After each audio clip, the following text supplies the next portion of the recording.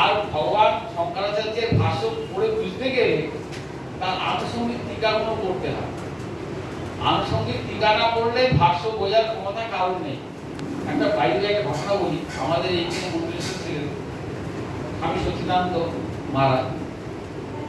তিনি তখন একটা ছাত্রাবাসের থেকে ন্যায় নিয়ে পড়াশোনা করছেন। আমি সেই ছাত্রাবাসে ছিলাম বেনারসে।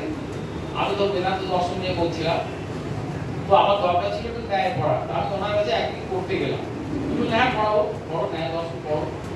একদিন পড়ালেন, দ্বিতীয় দিন পড়ালেন, তৃতীয় দিন বুঝতে পারছি না, সব থেকে করতে হচ্ছে ন্যায় দর্শন। তো সে পড়ানোর পরে তৃতীয় দিন কেন বুঝতে পারছি না বলে এই মার একেবারে তিনি আমাকে যথেষ্ট ভালোবাসতেন, কিন্তু এইবার ঠিকঠাক করে উঠলেন। আমি ভয় আর পড়তে যেতাম না। তো আর একজন আমার বন্ধু, সে ন্যায় নিয়ে পড়ছিল পশ্চিমবঙ্গে, তো তাকে আমি বললাম, ভাই এরকম পড়তে গেছিলাম ওনার কাছে, উনি তো আমাকে লাঠি নিয়ে মারতে আসছেন, এরকম অবস্থা। বলে দূর, আপনি তো ভুল করেছেন, আপনি অবাক পড়তে যাবেন, তার জন্য কি এমএ মাস্টারের কাছে যাবেন? সে তো একদিন অবাক পড়বে, পরের দিন কেন বুঝতে পারছিস না বলে মারতে আসবে। আপনি আমার কাছে আসুন, আমি আপনাকে পড়াবো। তো ভগবান শঙ্কর অবতার হলেন।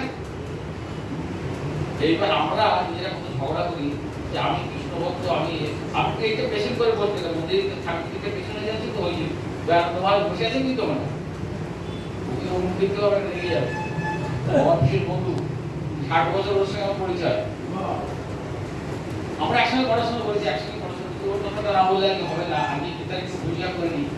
তো ভগবান শঙ্কর অবতার হলেন, ওই ভাষ্য বললেন। তাকে সাহায্য করবার জন্য টিকাকার এলেন, মধুসূদন সরস্বতী এলেন, তিনি আমাদের বাংলার গৌরব।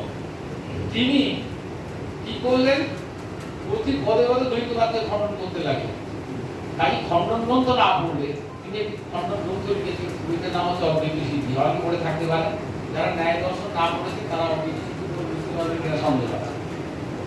তো ন্যায় দর্শনকে খণ্ডন, দ্বৈতবাদকে খণ্ডন করেছেন মধুসূদন সরস্বতী, বইটার নাম হচ্ছে অদ্বৈত সিদ্ধি। খণ্ডন গ্রন্থটা এত কঠিন হয়ে গেছে, সেটা বোঝার জন্য আবার তার উপর আবার অনেকে টিকা করেছে। যাই হোক, পারনা ব্যক্তি সরস্বতী, সরস্বতীকে যে পারলাম তিনি হচ্ছে মধুসূদন সরস্বতী। তো ভগবান, আমরা কি করি, কৃষ্ণ ভক্ত আর শিব ভক্তের লড়াই করে যাচ্ছে। কৃষ্ণ ভক্ত, আমরা শিব ভক্ত, মা কামারা।